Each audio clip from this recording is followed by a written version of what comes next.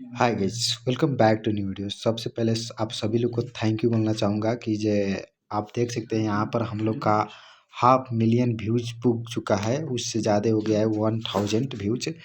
तो फिर सबसे पहले आप सभी के बदौलत से और आप सभी के प्यार से यहाँ पर हम लोग आए हैं। अब नेक्स्ट में चलते हैं।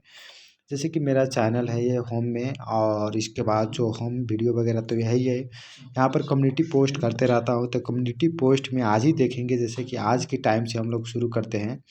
तो यहाँ ये तो 1 डे हो गया, इसे छोड़ दिया जाए। और यहाँ से 11 घंटे पहले से शुरू कर रहे हैं, तो एक और एक ये 2 और एक ये 3 और एक ये 4, टोटल 4 ठो मैंने अपलोड कर दिया हूँ। तो पोस्ट किया हूँ, अपलोड नहीं।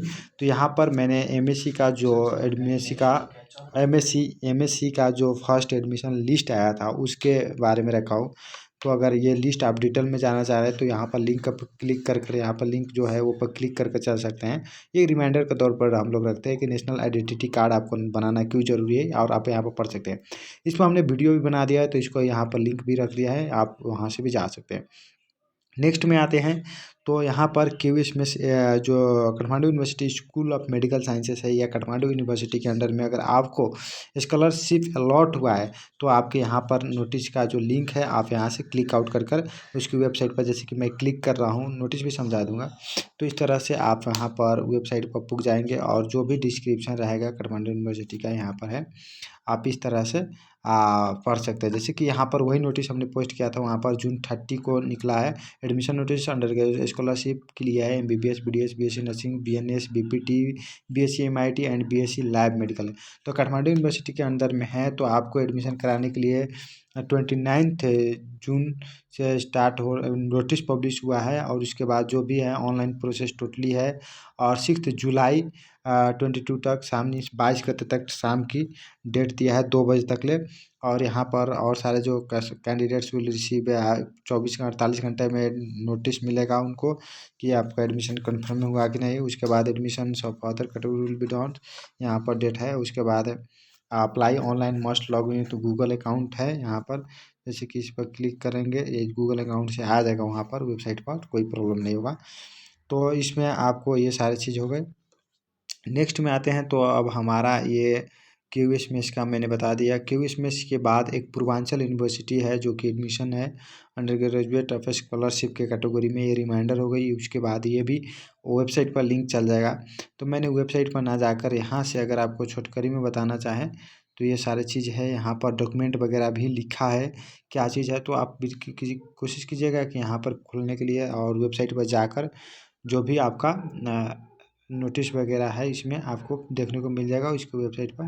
तो आपको वेबसाइट पर यहाँ पर नोटिस सेक्शन है, जैसे कि नोटिस फॉर स्कॉलरशिप एडमिशन का कर है, यहाँ पर आप क्लिक करेंगे तो आई पर बटन पर, तो आपको इस तरह से खुलकर दिख जाएगा, और इसमें आप पढ़ लीजिएगा। जैसे कि भरना होता है पेश करने डॉक्यूमेंट और सब, जैसे कि यहाँ पर है एसएलसी का ट्रांसक्रिप्ट वगैरह, ये सारे डॉक्यूमेंट आप पढ़कर समझ सकते हैं, इसमें मुझे रिव्यू करने की कोई ज़रूरत नहीं है। उसके बाद बैक करते हैं, तो फिर से हम लोग कम्युनिटी में आ जाते हैं। तो ये पूर्वांचल की हो गई। पूर्वांचल के बाद आपको त्रिभुवन यूनिवर्सिटी ने भी रखा है, लेकिन मैंने यहाँ पर उसका वेबसाइट नहीं रख सका हूँ। लेकिन तो आप वेबसाइट सर्च करते हैं www.iom.edu.np, तो वहाँ पर आ जाएगा और आपको ये नोटिस देखने को मिलेगा, जो कि नोटिस में वही है डॉक्यूमेंट वगैरह। लेकिन त्रिभुवन यूनिवर्सिटी में थोड़ा प्रेशर ज़्यादा होने की वजह से वो लोग जैसे कि इतने सिंबल नंबर तक इसमें रखा है, चाहे स्ट्रीम सब छूट आया है। तो वो जैसे कि महाराजगंज चिकित्सा संस्थान महाराजगंज इस तरह से है। तो ये सारी चीज़ आप एक बार पढ़ ले कि कितना कितना गते से जाना है, और सारे डॉक्यूमेंट सब क्लियर करके उस तरह से आप जाए।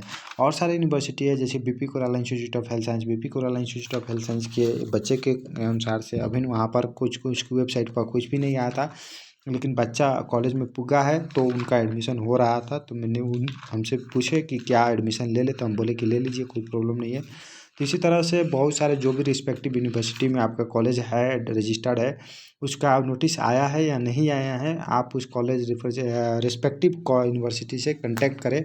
आपको एडमिशन लेने के लिए कॉलेज में नहीं बल्कि रिस्पेक्टिव यूनिवर्सिटी में जाना है। और एक पोल भी कराए थे, तो इस तरह से छोटा मोटा पोल वगैरह भी होता रहता है इसमें।